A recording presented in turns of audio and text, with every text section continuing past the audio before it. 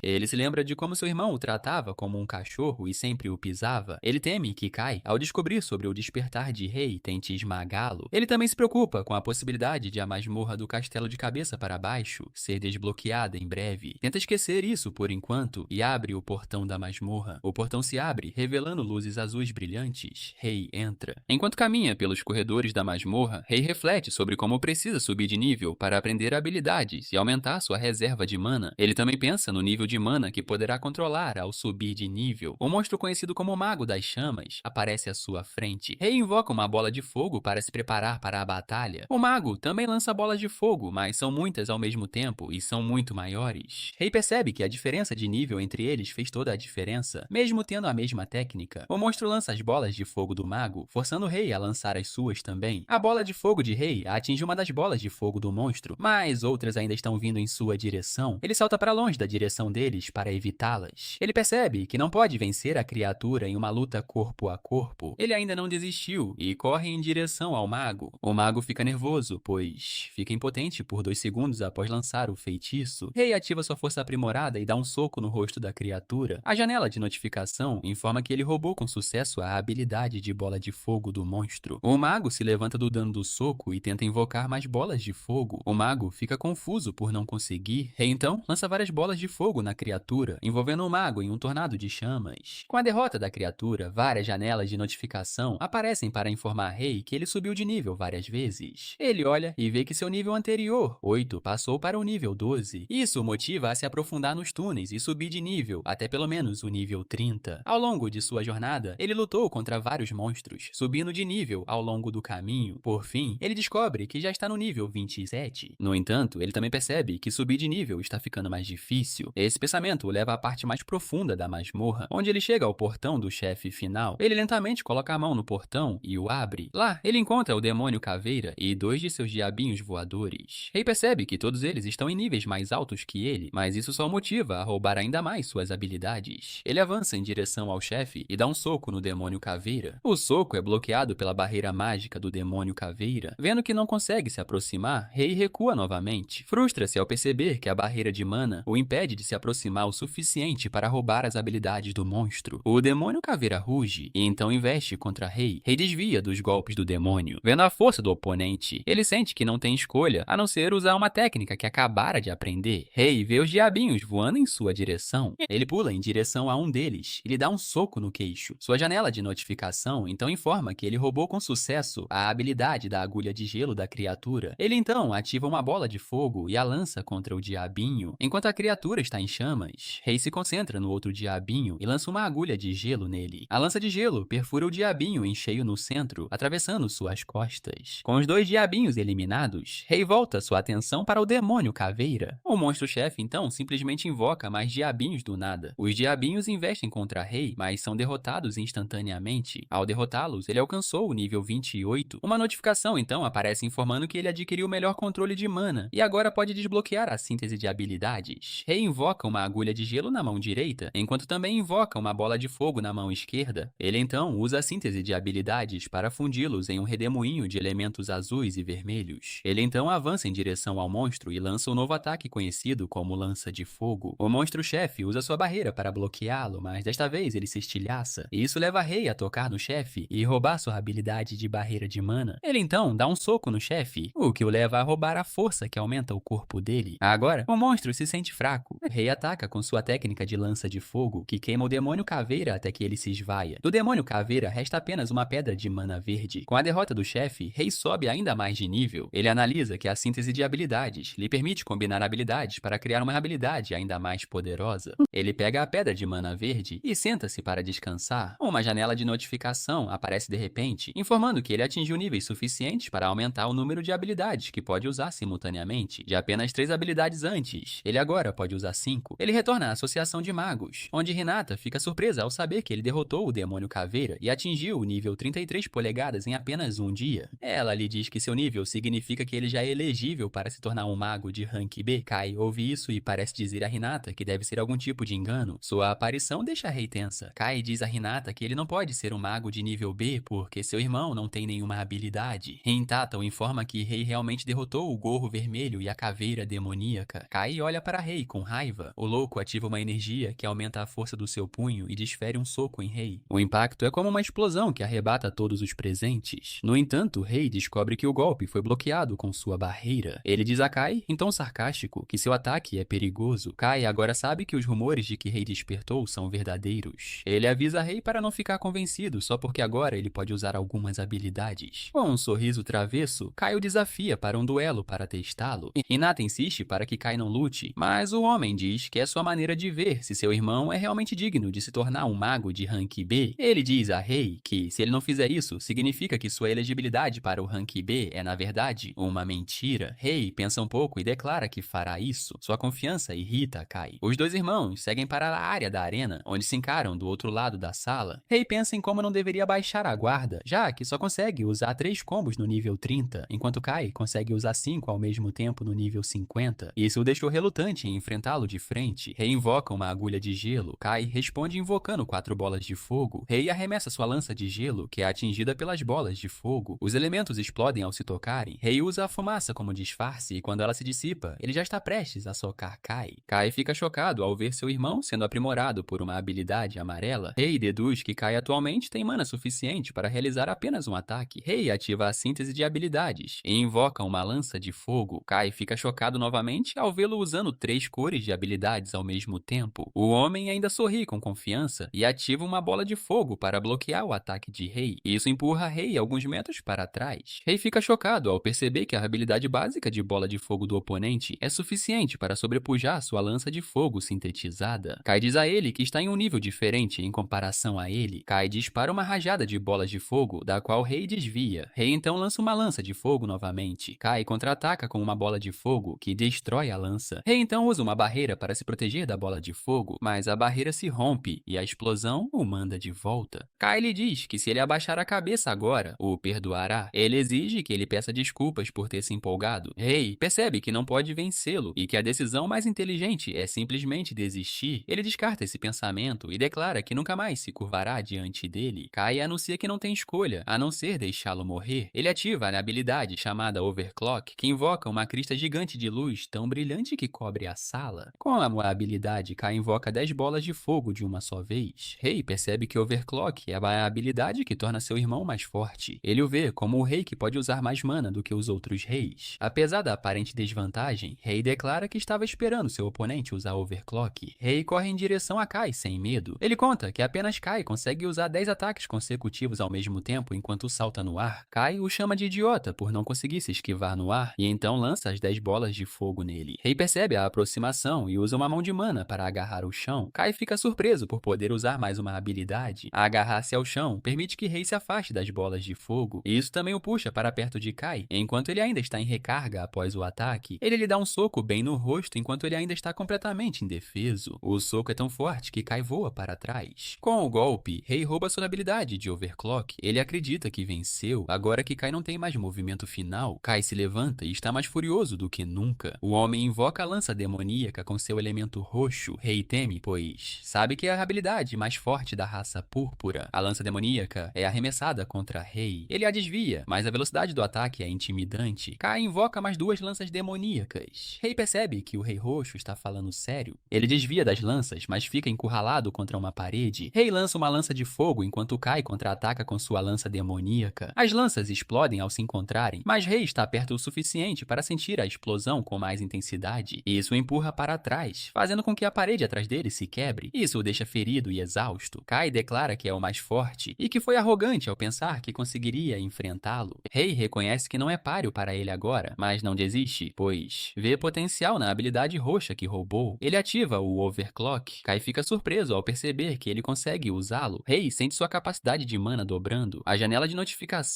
informa que, como sua capacidade de mana aumentou, ele desbloqueou a síntese de habilidades pretas. Rei sorri ao encontrar sua carta vencedora. Ele combina vermelho, azul e amarelo para uma síntese de habilidades, algo que ele sabe que nunca foi feito antes. A mistura então se transforma em energia negra na palma da sua mão. Kai fica chocado ao vê-lo desbloquear mana negro. Enquanto isso, Rei relembra como todos lhe disseram que ele não era adequado para nenhuma das 3 cores. Ele diz a si mesmo que todos estavam errados e declara que é o Mago Negro. Chocado com a cor desconhecida do mana, Kai lança lanças negras para afastar o irmão. Elas disparam em direção ao rosto de Rei, mas ele as enfrenta sem medo. Com o foco absoluto em seus olhos, ele os queima com suas chamas e avança. Parecia um feito impossível, mas o mago antes incolor agora avançava em disparada contra os feitiços do Rei Púrpura. Ambos conjuram ataques poderosos, mas Kai fica perplexo enquanto as chamas do abismo consomem completamente sua enorme lança. Atinge seu corpo diretamente e o submete a uma explosão dolorosa. E assim, a batalha termina. À medida que a fumaça se dissipa, Rei ofega com dificuldade de exaustão e olha para o irmão, que está inconsciente devido a todos os danos. Ele também cai de joelhos, com dificuldade para acreditar no que acabara de conquistar. O sistema apareceu perto de seu rosto, mostrando que ele havia sintetizado com sucesso a habilidade negra nunca antes vista, Chama do Abismo. Hinata atravessou as portas da sala de treinamento e perguntou apressadamente se o jovem estava bem. Ele lhe dá um sorriso tímido e diz que de alguma forma estava. Questionado sobre a habilidade que acabara de usar, ele aceita que não pode simplesmente escondê-la naquela situação. Com isso, ela tem um vislumbre do poder dele e é informada de que parece ser mana preto. Os olhos do membro da associação se arregalaram de espanto e choque ao testemunhar o surgimento do Mago Negro. Rei imediatamente pergunta se ele é obrigado a denunciar e se prefere manter as coisas em segredo. Ela definitivamente não pretendia pressioná-lo a se revelar, mas diz que ele pode estar perdendo uma oportunidade ao fazê-lo. O mago mais forte de cada cor recebe o título de Rei, assim como Kai. Em outras palavras, ele é o único com tal cor no mundo, o que significa que ele receberia o título instantaneamente, juntamente com toda a sua glória. Ao contrário de outros, esse pensamento o faz hesitar. Não é algo que ele queira por enquanto, especialmente porque seu nível ainda estava relativamente baixo. Seguindo em frente, ele se vira para o irmão inconsciente e pergunta se ele vai ficar bem. Hinata garante que tais ferimentos não matariam o rei, mas mesmo assim toma providências para levá-lo a um quarto médico. Nesse momento, a terra tremeu e sua voz móvel emitiu um alerta importante. Os olhos de Rei se arregalaram de terror quando a mensagem que ele esperava finalmente chegou. Ambos os magos leram o anúncio sobre o surgimento da masmorra de Aikibukuro, que abriga o deus do tempo e do espaço. O nível recomendado é 70, mas a maioria dos reis está atualmente jogando no nível 50. De acordo com seu antigo futuro, eles percebem o quão impotentes são já na primeira semana. Como resultado, a masmorra foi abandonada e deixada para acumular poder. Infelizmente, esse foi o ponto de partida da tragédia que derrubou a humanidade. Na época, o conceito de colapso de uma masmorra ainda era desconhecido, mas não conquistar uma masmorra a tempo causaria vazamentos de monstros. Aikibukuro foi o primeiro a ter tal surto. Em poucos dias, a cidade de Tóquio foi tomada por monstros e inúmeras pessoas perderam a vida. Relutante em permitir que tal tragédia se repita, Rei decide impedir o colapso a qualquer custo. Ele diz a Hinata que pretende conquistar a masmorra, mas mesmo que seja alguém tão forte quanto ele, ainda é muito perigoso. Além disso, apenas magos de rank